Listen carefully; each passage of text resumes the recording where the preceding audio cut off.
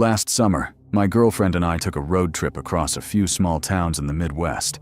We didn't have a set route, just an old car, a cooler full of snacks, and a few days to kill. It was fun at first. Long, empty roads, open skies, stopping at random gas stations and mom-and-pop diners. But everything changed the day we drove along Highway 97.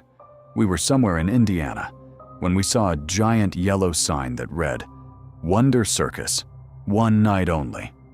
Live clown show, games, and freaky fun." There were cartoon clowns on the sign, holding balloons and grinning way too wide. We laughed and figured we'd stop to check it out.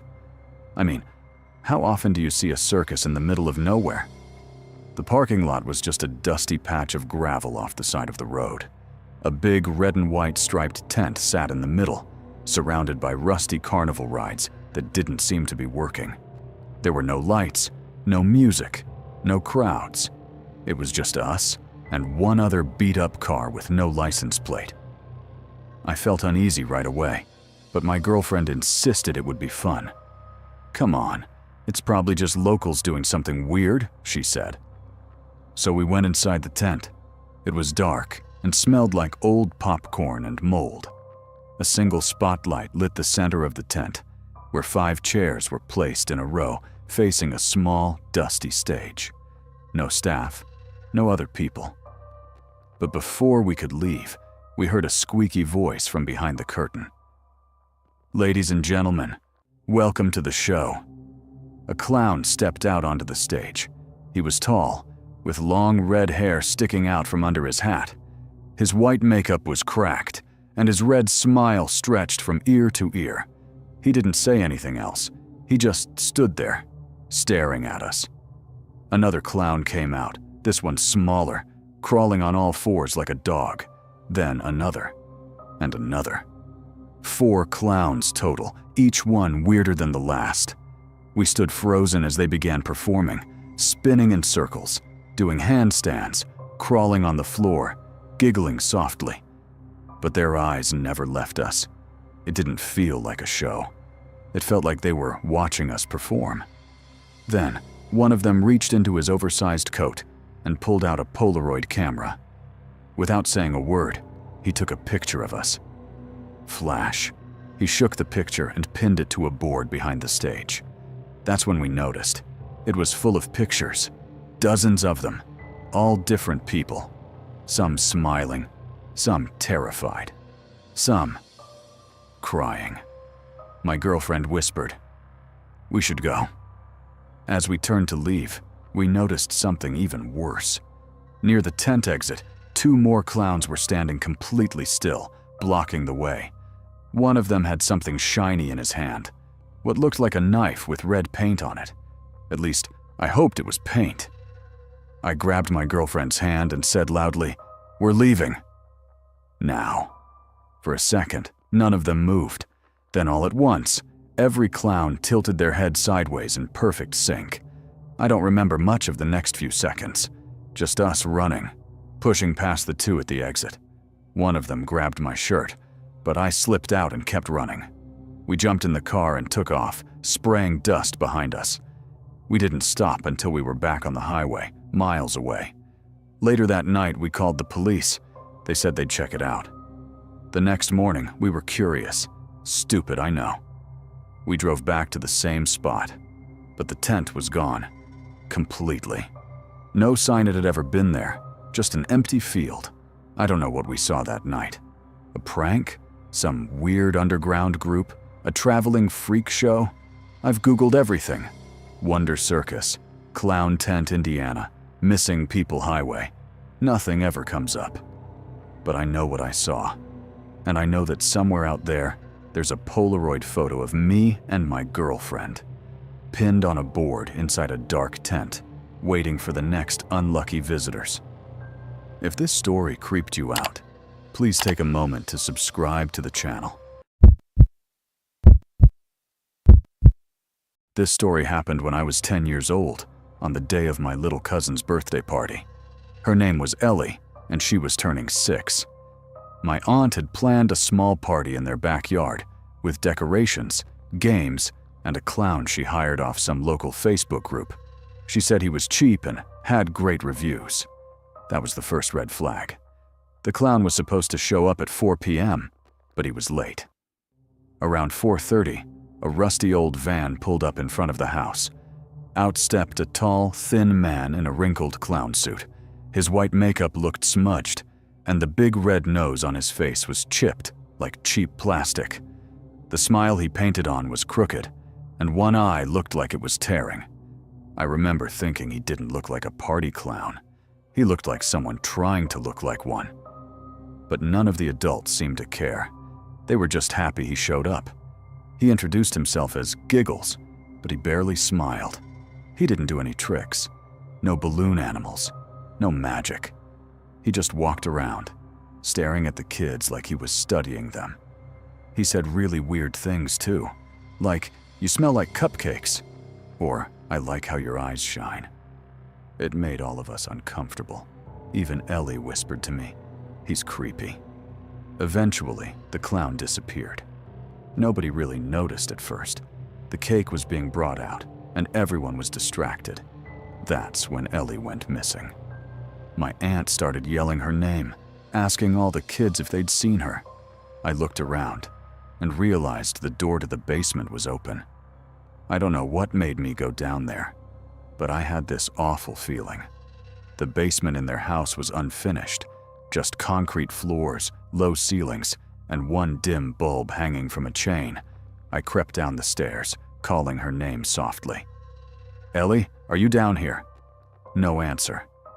Then I heard something, a soft squeak, like rubber shoes moving slowly.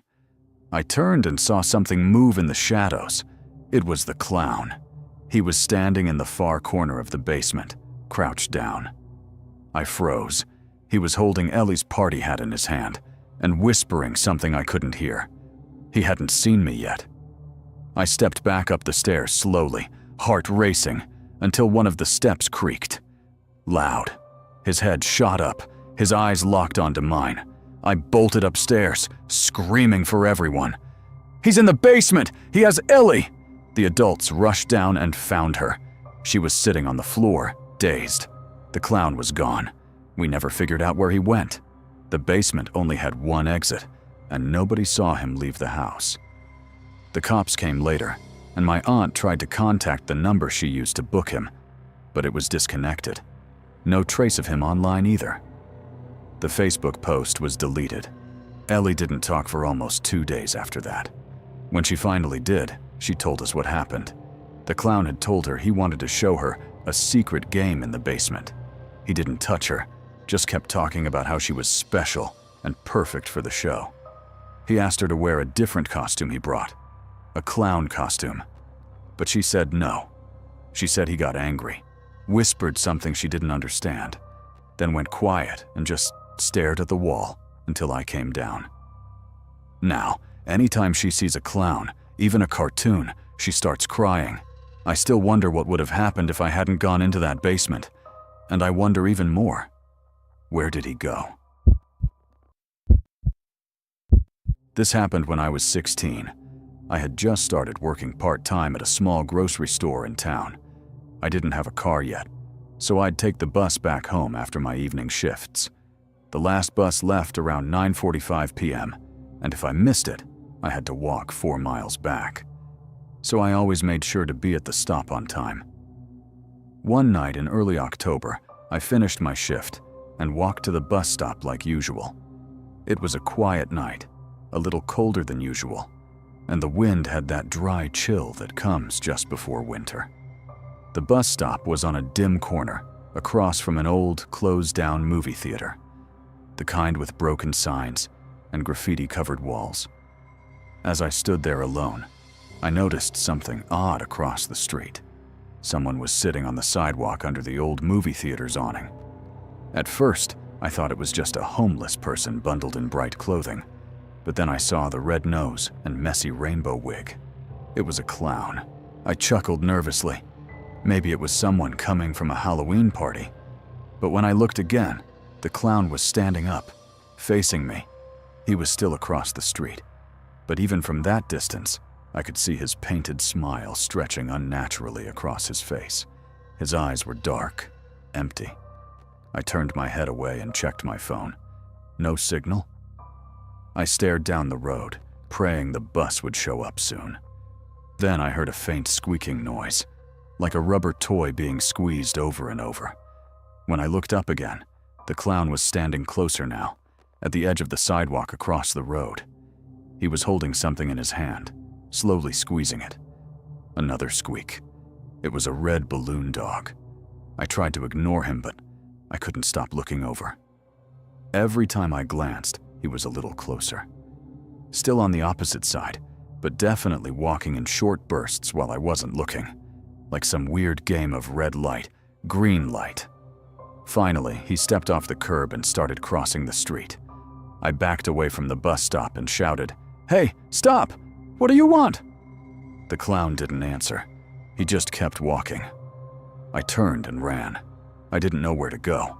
I was in the middle of nowhere with just a few closed shops nearby. I darted behind a bakery and hid between two dumpsters. My heart was pounding so loud I thought he'd hear it. After a minute, I peeked out. He was standing at the edge of the alley, just staring. Then he tilted his head and held up the balloon dog. He popped it with his hand, just crushed it, and walked away. I waited until I was sure he was gone. Then I sprinted back to the main road. Luckily, a police patrol car was parked at a gas station a block down. I ran to them and told them everything. They drove me home and checked the area, but they didn't find anyone. No one else saw a clown that night. No reports, no security camera footage. Nothing. The weirdest part? The next day when I showed up to work, taped to the door of the grocery store, was a red balloon dog. Ever since then, I've never waited alone at that bus stop again. If you enjoyed these stories, please do subscribe the channel. Your support matters a lot.